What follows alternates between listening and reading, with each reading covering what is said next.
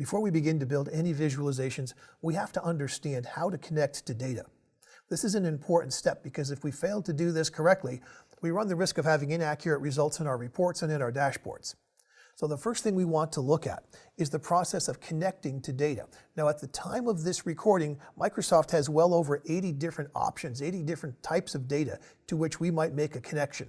And this is everything from local files, humble CSV files, Excel files, database files, all the way to assets across the internet.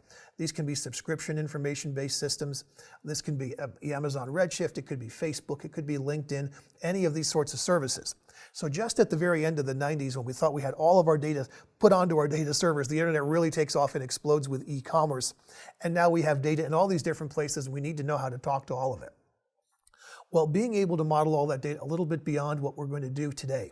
But we certainly need to understand what that is, and I'm going to do a demonstration, and I'm going to invite you to follow me through that. Now, transforming data. This is a hugely important concept. This could be a course all by itself. Transforming data is the process of taking the raw data in whatever state we have it and turning it into something that's usable for the sake of reporting. So for example, I might be working with legacy systems that have all their data formatted one way, but I prefer the columns to be rows and the rows to be columns. I might have a subscription-based data source across the internet, but the information doesn't come to me in a format that's usable by me, so I might need to do something with it and make some changes to it. Over the years, I've done a lot of this transformation by hand, and I've done a lot of it by writing code. I've done a lot of work with Visual Basic for applications, written a lot of code for our customers to do what we have a tool now that's going to do for us. So the coding thing, I think, is going to go away.